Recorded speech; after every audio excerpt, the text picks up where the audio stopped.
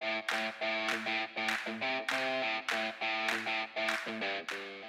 it's Mateo of Two Brain Marketing. On this edition of the Two Brain Marketing Podcast, I'm talking with Dan Visentin of CrossFit 416.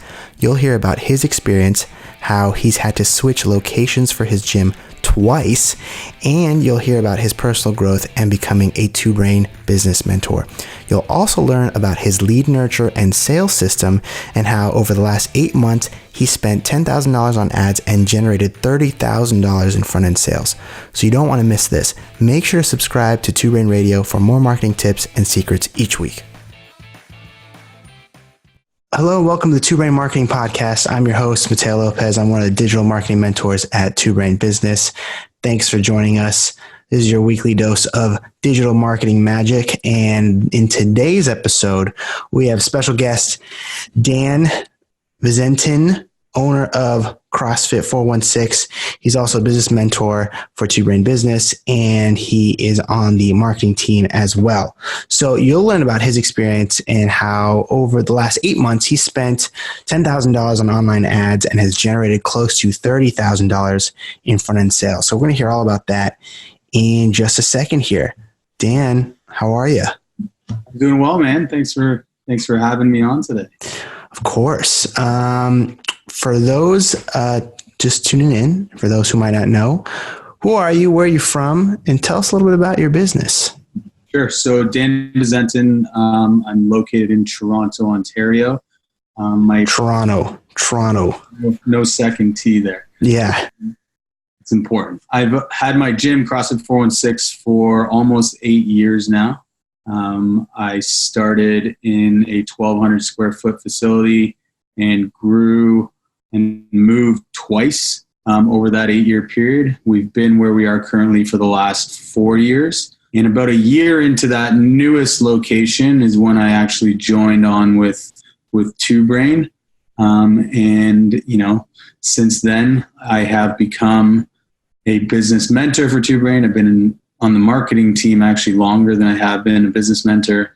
And my newest addition to my resume is I get to be on the Two Brain Marketing Podcast. Amazing.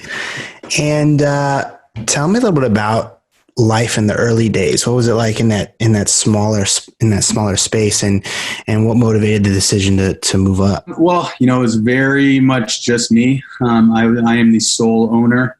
And when I started, I'd be at the gym, same old story, 15 hours a day, but I really enjoyed it. Couldn't wait to wake up in the morning and get to the gym and, just start working on the business and coming up with new ideas and, on how to grow things and, how to improve my service and get more clients and that sort of thing. And all of it grew organically enough that a year into that first location, I needed to move. I just didn't have enough space. I never put a lot of money into it. I started with less than $25,000 and, just sort of bought equipment as I got clients, and eventually we just ran out of room. And so what was that transition like into the bigger space? It was very unplanned and it wasn't a good idea. Why? Why do you say that? Well, so I almost made the move out of panic. I didn't have anyone to really lean on to help me make the decision, or look at some things that I probably should have looked at in terms of if I'm growing this fast now, how fast am I going to grow in the future? And I rushed it because a unit came available in the same building complex that I was in. And it did have more space, but in terms of the best sort of utilization for CrossFit or even personal training, it wasn't it. But I made the move anyways, and I spent a little bit more money. And, obviously, as I mentioned earlier, I had to move again because the space wasn't ideal. What motivated the decision to start to look for some outside help and think about Two Brain? Yeah, it was mostly, kind of hours work and, what I was doing versus what I was enjoying. And my business was successful. I had, at that time, I actually had a lot of members. I probably had more members then than I do currently, but, I was coaching a lot. I didn't really have a plan in place. my passion for the whole thing was starting to fade. And so I knew it was time to, kind of seek out some guidance, seek out some help on, how I could, one, like find a path for myself, and two, build a vision, build a path for the actual business. So what was like the final straw that kind of was like, I got to do this? Just reading Coop stuff. I think it was actually the holiday season, and you know how things go in the holiday season in the gym business. So, that kind of was the last straw. And I was like, okay, I booked my free help call, and, I was an easy sell. So I think Danny Brown did my free help call, and she didn't really have to say much to me. I knew I wanted to join Two Brain. What was the first kind of thing that Danny had you implement where you started to see, oh, wow, like I didn't think about it this way, or this was something that had a meaningful impact or a change for you guys? So she wasn't actually my mentor, but oh, right. Okay. My mentor at the time told me, or the biggest things that I got from him was creating a vision, trying to figure out where I wanted to go. And then secondary to that was staff, and how I needed to focus more on my staff based on where I saw myself in the business. Because like I said earlier, I was running out of gas, and I just couldn't really, I didn't want to coach that many classes anymore. And I knew that, or my mentor knew that I needed to focus on developing staff in order to kind of take me out of that role a little bit. How many people do you have on staff right now? All in all, 10, 11, something like that. And what was the team looking like back then? Back then, I think I had 4 or 5 coaches, all part-time. And I was about to hire one of those part-time as full-time. How did you develop and grow that team? I know for a lot of people who are getting to that burnout phase and who are, wearing a lot of hats and coaching all the classes, hiring staff is critical for growth. But how were you able to do that, make that transition, double the size of your team, and keep the wheels from falling off? Yeah. So first of all, it was a lot of trial and error. For sure. And I think some of the people I had on my staff, they just ultimately didn't end up fitting into what I outlined as my vision. And what that was from a staffing standpoint was that people who use coaching as their vocation, and wanted to be, full-time coach or wanted to help people full-time. And that sort of drove me to hire people that, wanted those things. I think the second piece to that was, you can manage people. And I think a lot of people or some people are good at managing people. I'm not good at managing people, but I think I became better at mentoring people.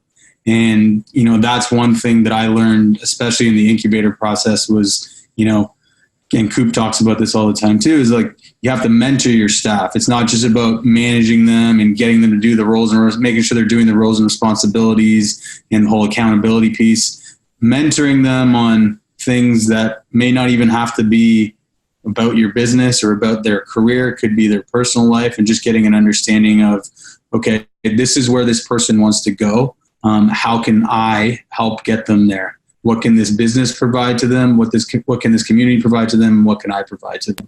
So it's goal setting sessions for your staff. It is, yes. One of the most effective tools we've used is sort of that career-o-matic formula, plus asking the questions about, what do they want their lifestyle to be during this upcoming year? How much money do they want to make in the upcoming year? What do they want? How do they want to improve in their job in the upcoming year? Where do they want to travel in the upcoming year?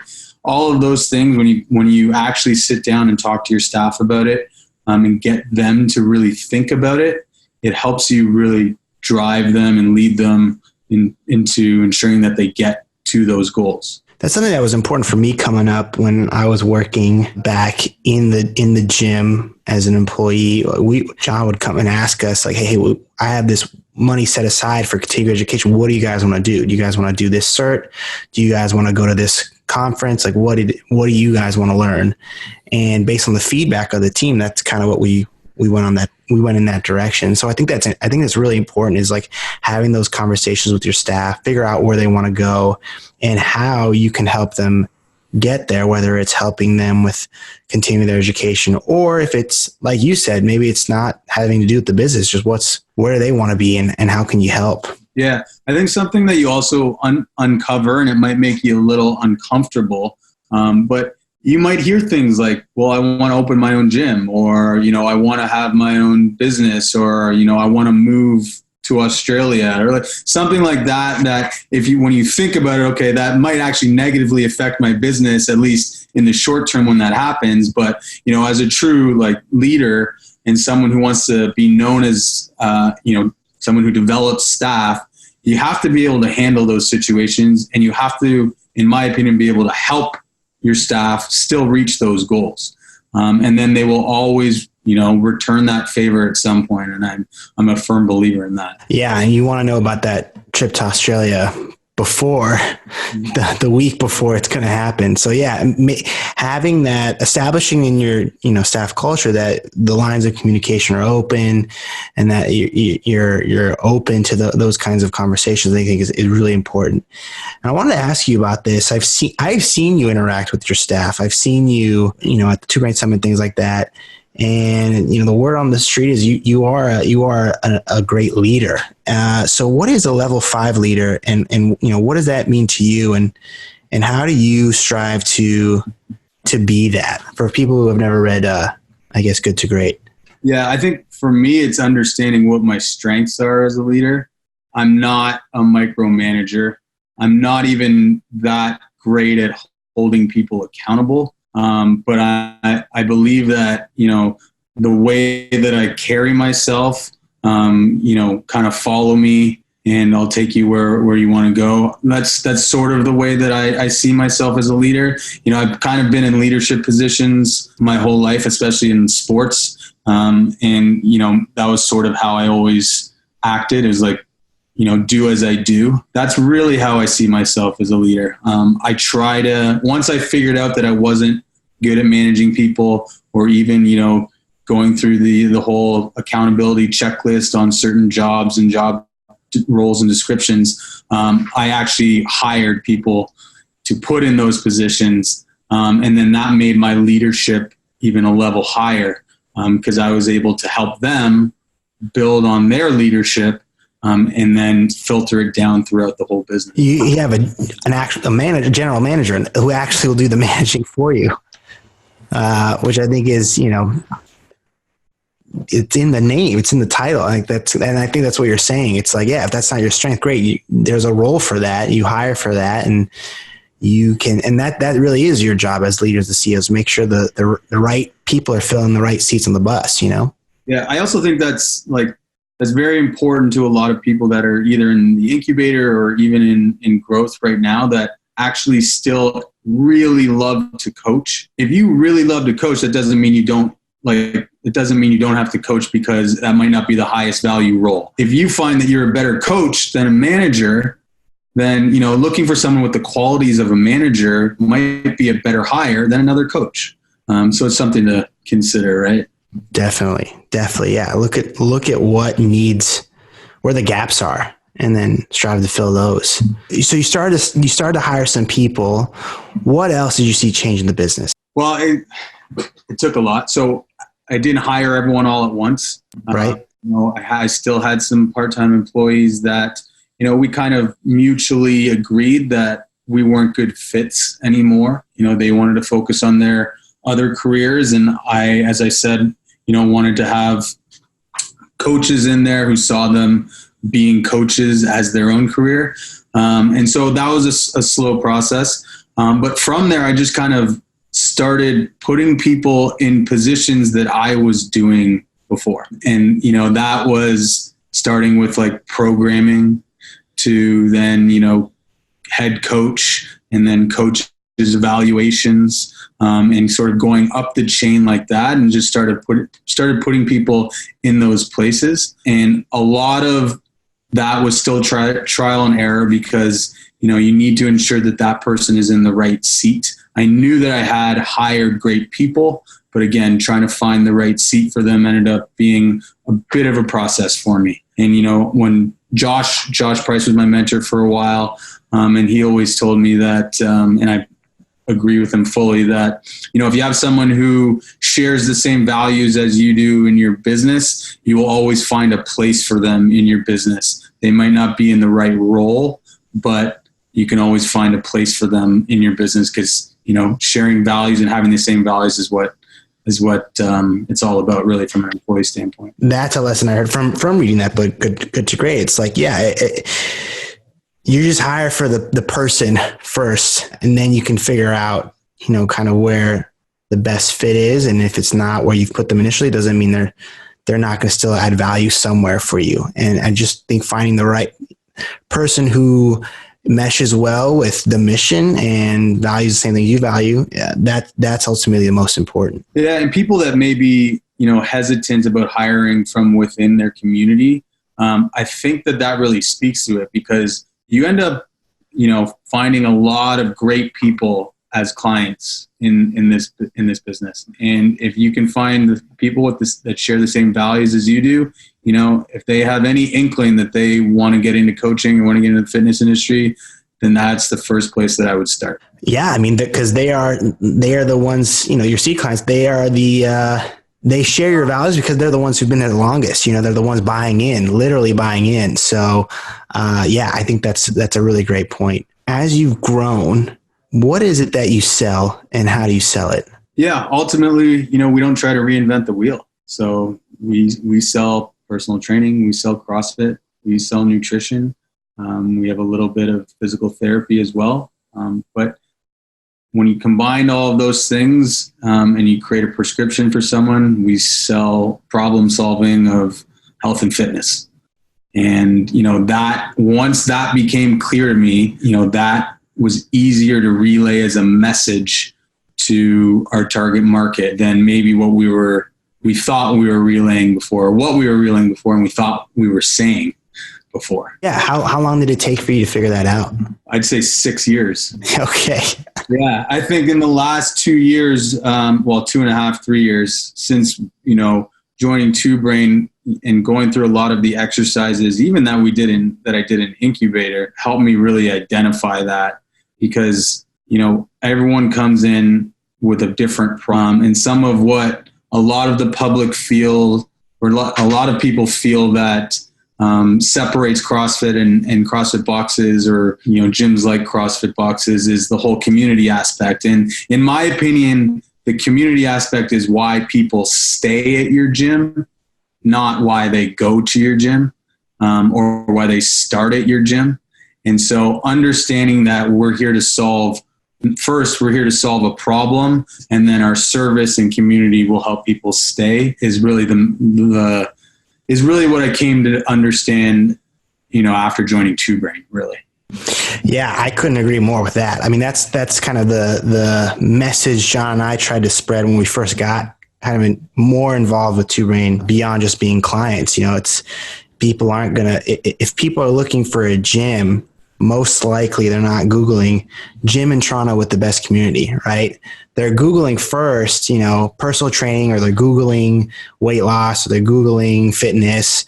They're not looking for the community right out of the gate. And I think you're totally right. Having that is going to make people stay. Having that's going to separate you and the customer experience from everything else that's available to people. But they're first going to enter your kind of sphere and know and seek you out for a solution to a problem. I mean, that's the only reason why people buy anything, is trying to, fill a gap of something that they need or want, or that they're missing. And usually for us, they're either trying to get stronger, get fitter, lose weight, feel happier through fitness, but they're looking for that, going from point A to point B, right? I'm overweight, I want to be skinnier, or I'm feeling down on myself, so I want to feel the endorphin rush and be happier through fitness. Like it's that transition that they're looking for. And so talking a little bit more about that, can you walk me through your paid advertising system? Right. I mean, spending $10,000 on ads. That's not a small chunk of change, and I'm sure a lot of people that makes them nervous. So, walk me through that system and the process. Okay, so I want to preface all of this by saying that it wasn't a hit from the start, but I stuck with it. And part of the reason that it wasn't a hit was because of myself not either putting everything into it on my own or not having a staff member in place to do it. And you can't half-ass this. It's something that is trial and error in itself. Until you start figuring out trends and things that work for you in your particular area versus someone else's particular area, then you don't know whether or not you're doing it well. But basically, my system is what Two Brain Marketing has taught me. We know that our ad copy and our images and our landing pages, we know they work because Two Brain Marketing has tested them over the hundreds and thousands of gyms that we've worked with. The little tweaks that I make, they're on point with my brand, I feel. I've used some images of my members that have gone well. Some images haven't gone well. It's funny because the old ab girl picture that has worked for so many gyms did terribly for my gym, but some of the other images really worked. So I know that stuff in itself, when it's in place, I know that that'll drive traffic to my gym. And what became the biggest hurdle for me was the lead nurture system, and then sales. And the reason that was a big hurdle for me because surrounding my gym in about a 3-block radius, there's 25,000 people. So I have a huge reach when I put out ads, especially when I'm using postal codes or just drop a pin and it goes a mile. I have a lot of leads that come in. So I probably get between 12 and 15 leads a day. Wow. And so they're not all qualified. And so if I didn't have a proper lead nurture system in place, then most of those would go by the wayside. And then that becomes a problem because I'm spending a lot of money on ads, but I'm not following up with, the thousands and hundreds of people that are clicking on or putting their information in as a lead. So that was my first hurdle. So I had to develop a lead nurture system that, number one, was cost effective for me. Number two, was able to reach out to all of those leads that are coming through our funnel. It took about 3 or 4 months for me to really lock it down. I tried different automations. I tried calling. I had my front desk calling, but they were only there in the evenings. So that, wasn't enough. Volume is important when it comes to reaching out to the leads. And really what it came down to was I settled on hiring one of my front desk ladies to a lead nurture role. And she's come in since. She's combined automation with calling each lead 3 times a day and sort of playing with different tactics in how she calls, how she communicates to the leads, if she's able to talk to them on the phone. And she's also kind of developed a sense of when a lead is probably dead, and not to continue calling them, and put them into our long-term lead nurture. And since that point, I think our show rate for No Sweat Intros and even our booking rate for No Sweat Intros has increased. It's probably doubled, maybe tripled. And so what that does is that gives you a lot more people that you can try to sell your service to. And when you have a lot more people you can try and sell your service to, you get a lot more success in selling. And so that's sort of what we learned from the lead nurture standpoint. When it came to sales, that was very much the old, okay, we were once dealing with warm leads. Now we're dealing with colder leads. We have to really develop a system that is going to work in order to, sell people that on the fact that we can help them solve their problem, and reach their goal. And that, again, was just time and trial and error. And, it takes reps. And so, when Two Brain and Sherman especially talk about, role playing your sales, like, we're not kidding. that actually works. Being in uncomfortable situations and, hearing those sales objections and learning what the proper rebuttals are to sales objections and linking everything back to, the burning desire that the person has and whatever their goal is, that takes practice. And I'm not taking all the credit for that. My GM has stepped in and, she's developed a real knack for selling. And we've since been able to pass that down to our lead nurture person. So now we've created more opportunity for her as well, because she gets to now sell our memberships and earn commission off of that. So ultimately, that's really what my system is down to now, and it's working really well. I've had the same 2 ads running. This is no joke. The same 2 ads running for 5 months. I haven't touched them. And they're still, the women's ads are under $5 per lead, and the men's ads, I think, are at about $5.50, $5.60. And in my opinion, that is totally cool. And I'll just continue going with it until it doesn't work anymore. Yeah. I mean, that's great. And I think you're totally right. Like, especially what you were saying before, the trial and error, it's an investment. Like, you are investing to learn and to test and to see what resonates best in your town. And then once you find that vein, like you just spoke about, you can ride it for a while, and you can take advantage of that time to get in front of people and sell them. Let me ask you this. What is your front end offer? What are you actually selling these people when they come in through the door? Well, it's prescriptive. What we advertise is a 6-week challenge. Right. That includes 3 tiers. The 3 tiers are on-ramp and group class. The second tier is on-ramp, group class, and nutrition. And then the third tier is on-ramp, group class, and then nutrition and PT. But we work very much with the prescriptive model. And so, we don't force feed people into those 6-week challenges. We sit down, we listen to what their needs are, and then we prescribe to them which service we believe that we offer is best going to help them get to their goal. And we don't sugarcoat things. We don't really have a very low barrier offer as it is. So I think the cheapest you're coming in at my gym is $375 for our on-ramp program. And that's the bare bones. We very much want our clients to see the value in what we offer, and, we charge what we're worth. What's your process for getting those people when they're getting closer to the end of that 6-week introductory period? What's your process for getting people enrolled into, your monthly membership? So goal setting sessions. So what we do during our on-ramp, we have a lot of high touch points. So, they're going to come in for our no sweat intro. They're going to sit down with our GM most likely, or our lead nurture sales person. And they're going to talk about their goals. We're going to take very detailed notes about those goals. We'll try to match them up with a coach who can, relate to them best, I think. And, we will ask our coach for their opinion and advice on where they think this person will fit best. Where's all that stuff stored? How do you keep track of all that information?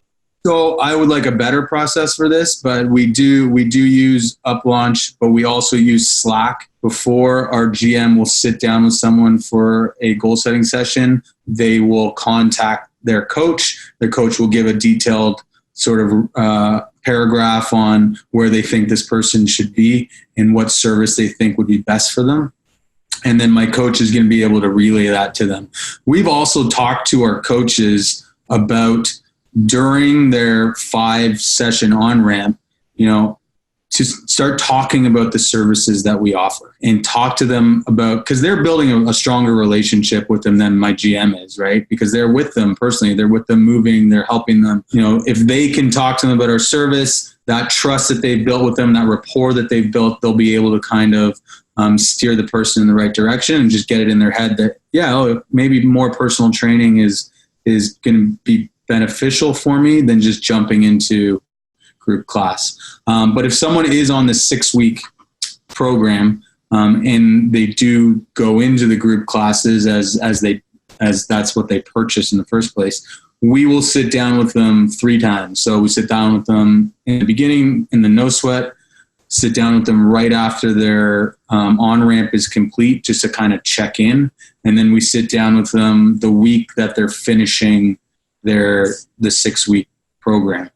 And then from there, we just do an assessment and, again, talk to the coach and figure out what's the best path for that person. Awesome. So you're having 3 touch points, 3 meetings with these people throughout their introductory program. And I guess you're essentially re-prescribing too at the end, saying, hey, like, you've come this far. These are the things you've accomplished. You've, gotten this amount stronger. You've lost a little bit of weight or whatever it is. And then you're like, hey, if you want to keep going on this path, I think jumping into the group class is the best fit. Or, hey, stay with one-on-one some more. We can, do this whole thing again. It sounds like that's the way you're able to keep people on the path they're supposed to be on. Yeah, I think we also find that most people, 90% of people self-identify where they're actually at that point, right? They might come in and, be all confident about, I want to jump into group class and never leave it and don't talk to me about personal training. But, once you actually get them moving and show them their deficiencies, and then they get very eager to get better and crush more goals, then, they see the value in one-on-one and maybe nutrition coaching, including it in their membership. That's awesome. You've come a long way, man. You've been around for you said 6 years, 8 years? 8 years, yeah. 8 years. That's a feat in and of itself, man. Just surviving for 8 years is pretty amazing. So you've been around for 8 years. You've doubled the size of your staff. You've doubled your space. You have an automated sales system that's bringing in consistent new revenue, as well as everything else you got going on. You're a business mentor. You're a marketing mentor. You just sound like the man. So what's the key to your success? Oh, I have no idea. Maybe it's luck. No way. I always bring it back to people, man. You have to have the right people in place to really help you get where you want to go. Like, if I didn't have the right people in place, then I wouldn't be able to step out of the gym. The systems and processes obviously are important, but there's people behind those systems and processes to make sure that they're actually working. So being able to offer opportunity to people will give myself, more opportunity to do what I want to do. So that's sort of been my focus. And, sometimes I'm very effective at it. Sometimes I'm not, but it's still my goal. If people want to talk to you more, where can they find you? They can, shoot me an email, Dan.Visentin, that's Visentin at twobrainbusiness.com. Or you can follow my gym at CrossFit _416 on Instagram. Thanks for hopping on today, Dan. No worries, man. Thanks for having me. Okay.